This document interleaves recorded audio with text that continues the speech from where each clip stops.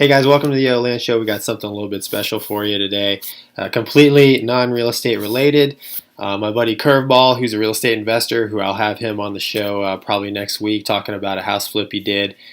He's a big DCS guy, and I linked up with Mover and Bananimal, and we got a little Gonky v Mover going on in the Hornets. So it's a great time. Check it out. He's a kerosene cowboy out there drifting like a tumbleweed. I was pretty amazed at how good the visuals were. Looking around inside the cockpit with the VR, I couldn't see a lot of the detail in the displays, the numbers, but overall I was really impressed. You guys are going to notice Curveball really helping me out. I don't really know any of the switchology, how he has his sim set up, but pretty amazing. As we take the runway here, you guys are going to notice just a lot of what we call trucker comm, and that's because there's just so many differences between the real airplane and the sim here that we just broke down to plain English, and obviously we're having a good time because this was a lot of fun for us. Okay, give me 10-second afterburner go. See ya. That is actual realistic flight leadership right there. All right, 80 knots, good to go. Oh boy. I may have cheated a little so I can still see you. Okay, yeah, whatever you got to do. There we go. Oh man, she's heavy. Oh yeah. Oh boy. So he was flying around a slick jet earlier. Oh, and nice. Now you can totally feel the difference. Gear. All right. Put my hand in my lap here. All right. Actually, let me go to the ground. How far? 23 miles away. Can you still see me? I'm tied. Well, don't. Okay. I'm a half mile behind you. You see me? Yeah, I'm visual. Recommend you go air to ground and arm it up. Fence in. Or fence in. Yeah, 83B's not doing anything for me there, guy. Not coming up as ready? No, it won't select it, and so I can't get to the bombs. Are you in air to ground? Yes. And I went master I'm on, which shouldn't affect anything, but I tried it anyway. Mover and I are obviously working through some simisms here. We even had these issues in the real sim.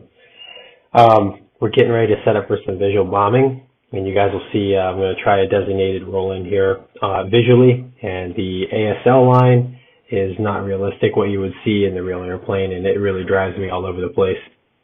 Hold on, let me try these other buttons. Nope,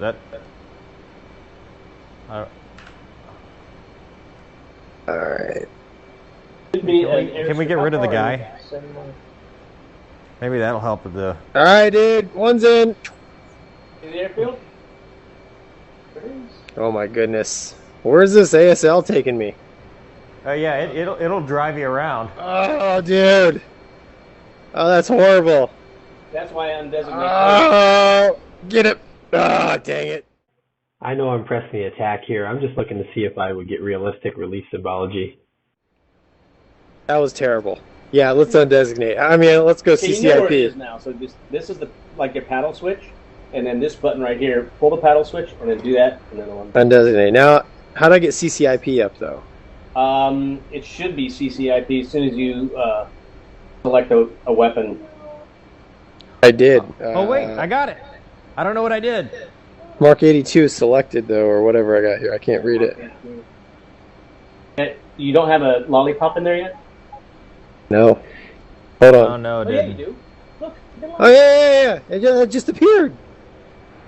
All right, I'm punching off my bombs because they're not going to come off on their own. Boom. All right, dude. I'm gonna try one more roll in here with. Okay,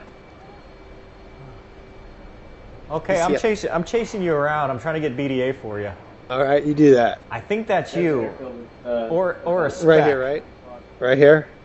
Okay, so auto wasn't working for me, so I switched over to CCIP, and Mover and I end up doing what's known as a SIMO run. It's actually a safety issue when two aircraft are attacking the target at the same time. But here in the little sim, is actually pretty cool. And I got to see the graphics there with him strafing the target. Oh, dude, we're doing a Simo run. This is awesome.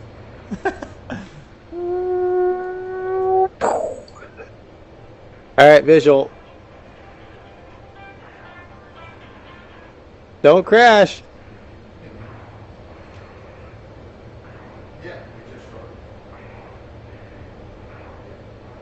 All right, I'm Winchester. So the bombing is complete, and we just set up a overhead circular orbit to get joined up, which is what we do actually in the real airplanes. Hold on. Let's get joined up and go do the next mission. You want to? Yeah, hold on. Let me find you first. I am overhead the target at 11.5. All right, I'm at 12.5. I have visual. Yep, visual. Clear to join. I'm turning through north. Let's do a you want to do a BD check for the kids at Yeah, home? sure.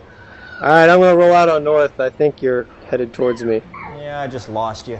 Okay, I'm visual here. right. No, I got you.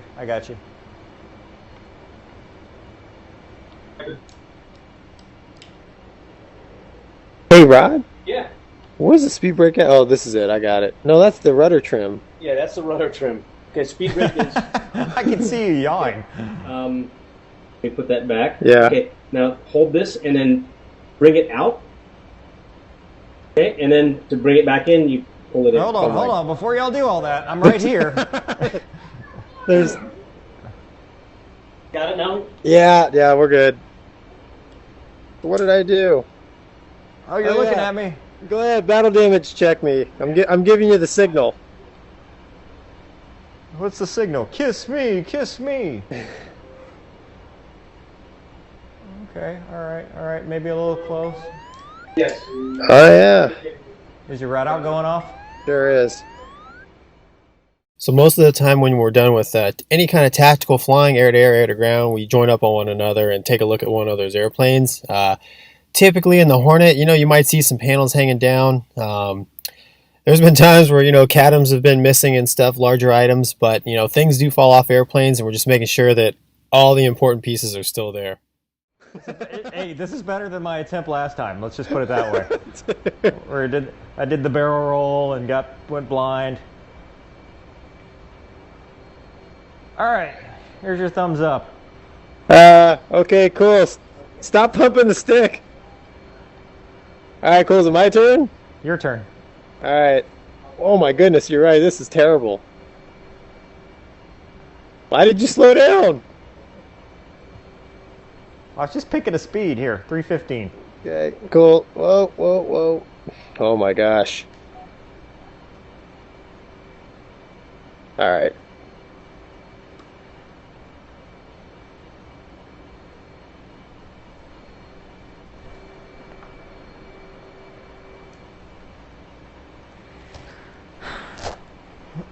You appear to be clean. Oh, you got 9 X's. I got 9 mics. Are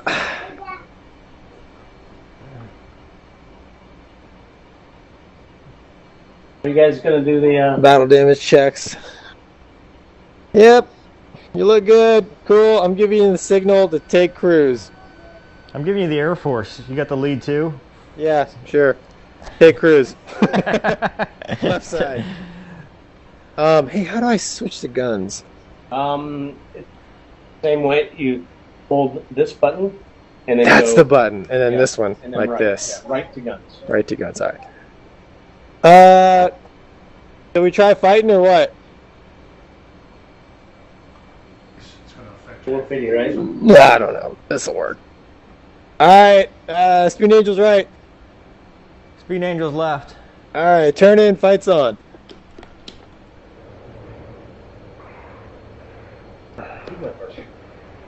Oh, mover.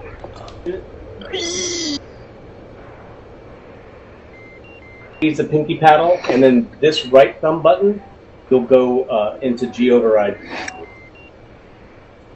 Oh boy. Not what I wanted to do. You're way slow, dude. Oh boy. Here comes the ground. Hey, a kill's a kill, dude.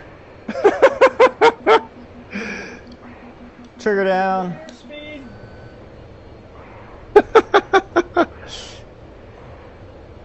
There he is. There he is. Yeah, I know. Are you just going guns only? Oh, I didn't shoot! Why didn't it shoot? Whoa! Why didn't it shoot? You gotta just squeeze the trigger. You gotta need to squeeze the trigger. Do a test fire real quick. Oh boy. Oh, we're using. Oh wait, I'm in sim. Oh boy. Boom! You got a ground kill. Rest in peace, Gonky. Rocks kill. And now it's time for the tape review.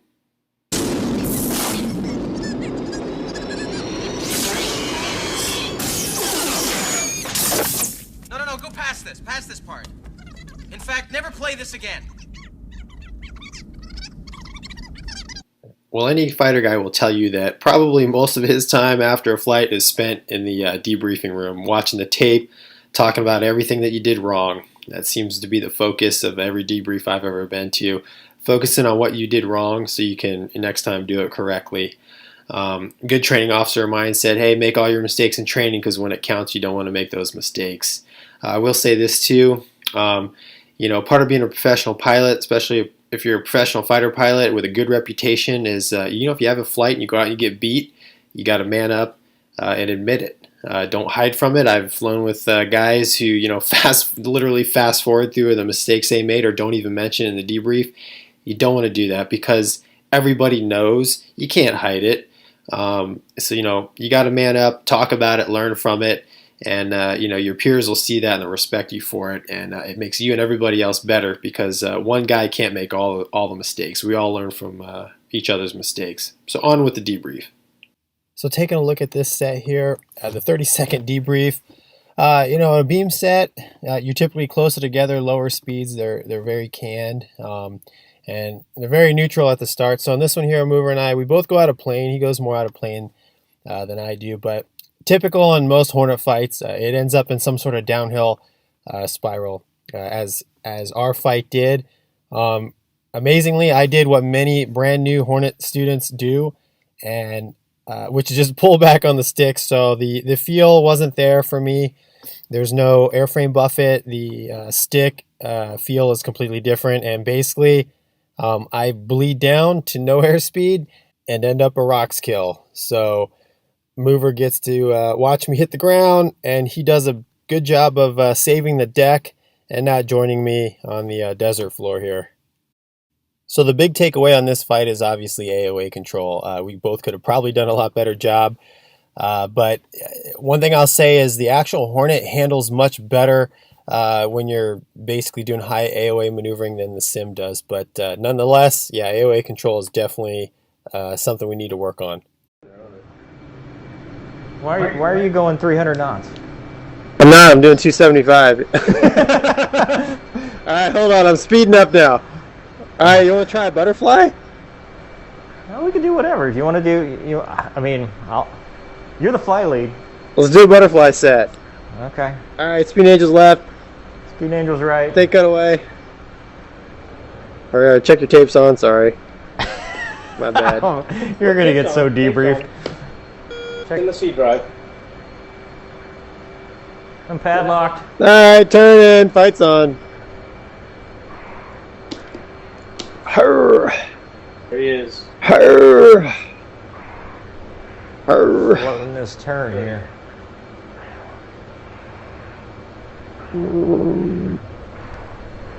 Going into the 2 circle.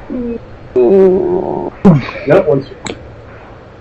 We still guns only? Well, that's all I can do anyway. All right, sure. Oh, This slow, bro. I know. Holy shit, this looks real. Crazy, isn't it? Uh-oh, Gonky. Uh-oh. Uh-oh. Oh, no. Uh-oh. Dude, you're letting an Air Force guy gun you. I can't see you in the sun. Oh. Hold on. Trigger down. I'm Trigger not seeing their down. bullets. Trigger down. Oh, no, you oh God. Uh-oh. Yes. I can't feel anything in this thing. You're about to fall out of the sky. No, we're fine. Look at that. I can't. I'm just watching your. Trigger down. No, no, no. Come on, dude, I cannot.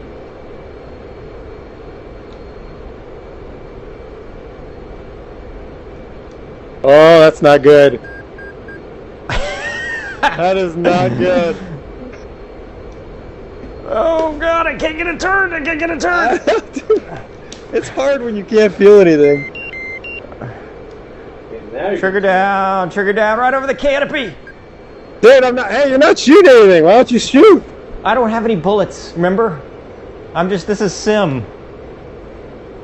Oh boy. Uh-oh, uh-oh. Oh boy. Not good. Not good. Wait. Dude. Did you die? Oh, he died. Oh, I'm about to die. Wait. Oh, save it. That's 80 feet. That is awesome. Also ready now.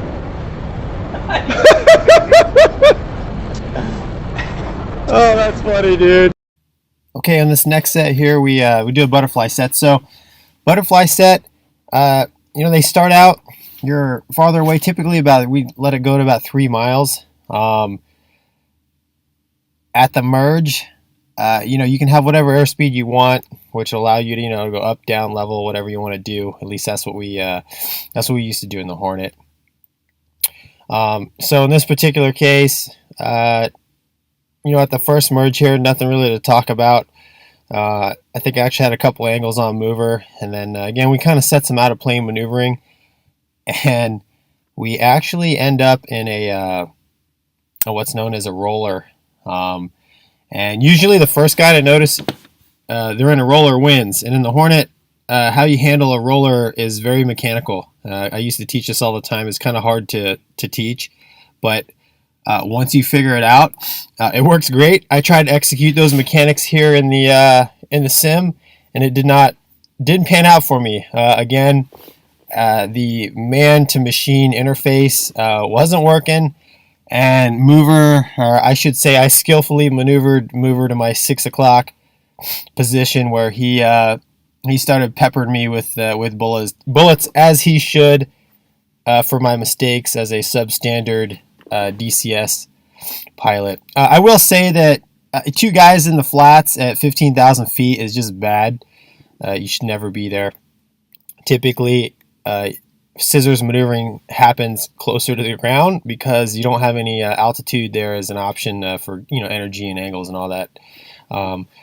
So kind of more of the same here. We get into the flat scissors, and basically I'm just trying not to get shot by mover.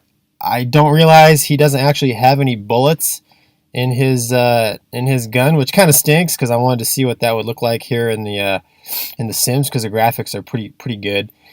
So we do a couple of scissors maneuvering. Mover actually, I think he hits me. He claims he didn't hit me, but I think he did, which is dual mort. But anyways, AOA control is still a major issue.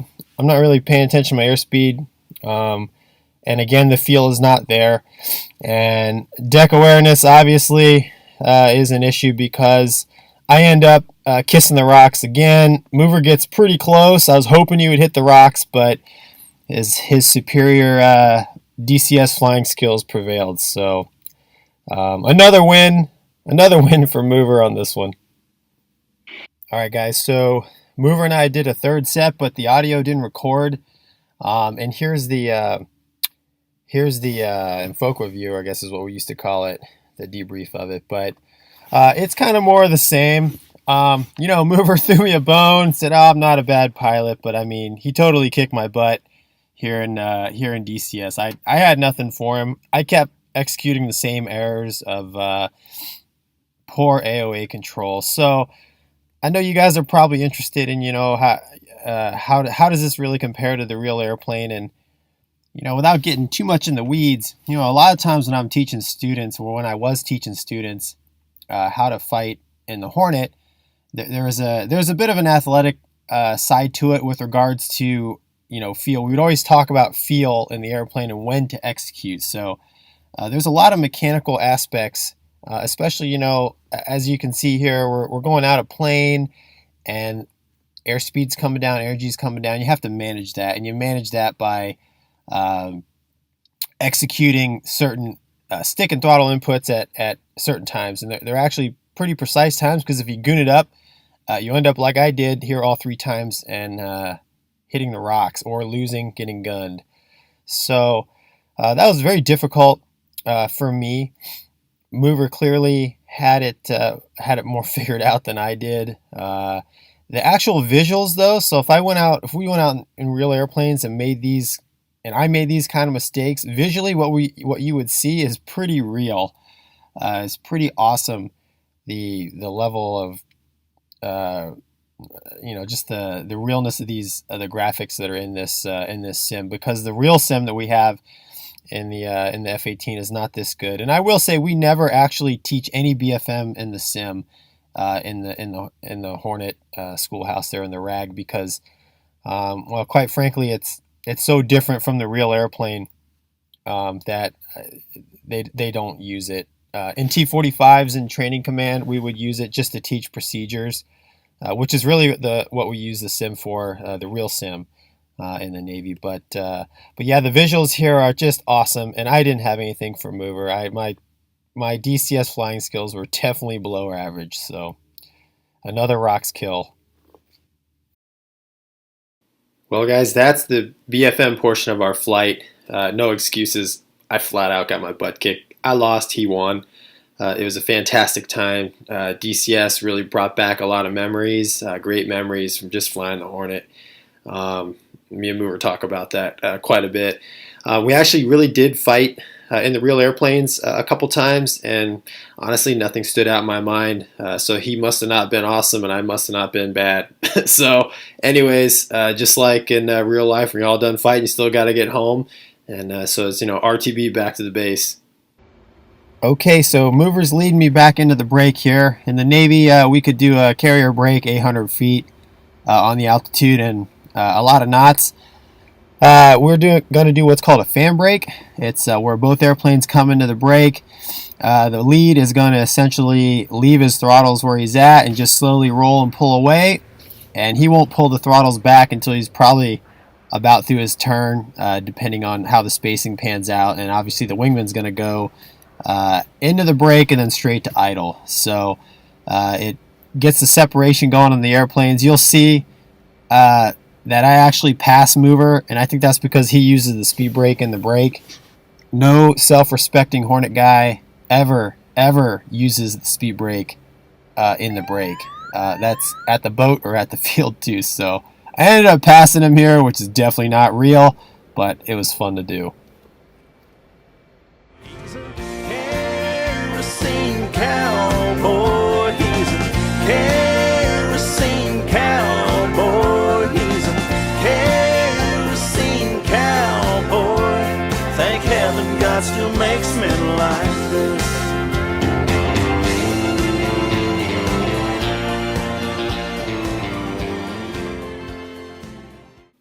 Well, that's it.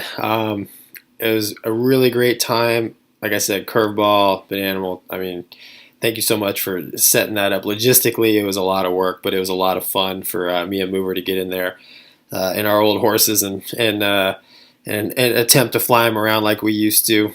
I think the visuals in DCS are phenomenal. The only thing I'd say is a little unrealistic is the gun visuals.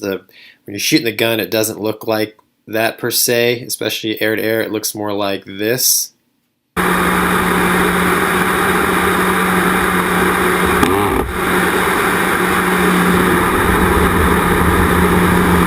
With the visuals as awesome as they are, it's still not quite like the real thing. they're in the Navy, they're always trying to, I think the Air Force too, they're trying to replace actual flight time with simulator time. And with fighter aircraft, it's tough to do because, on heavies, your airliners and stuff like mover flies, they're those things, they actually have motion, right? They're full motion sims, but they can only do that because, an airliner or a heavy is only simulating a G and a half, maybe 2 Gs at the most. But, when you're trying to do 7, 8, 9 Gs, very dynamic maneuvering. It's hard to do. And I know when I was active duty, we were always fighting it, trying to keep our flight time and not replace it with simulator time because you just can't replace the real thing. And flight time was extremely expensive.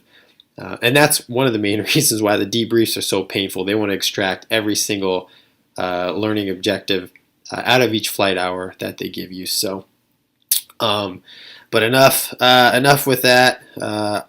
It was an awesome time, and I'll probably play it again. Maybe, I don't know, maybe if Mover lets me, we can do a rematch and I'll be better next time. But thanks for watching.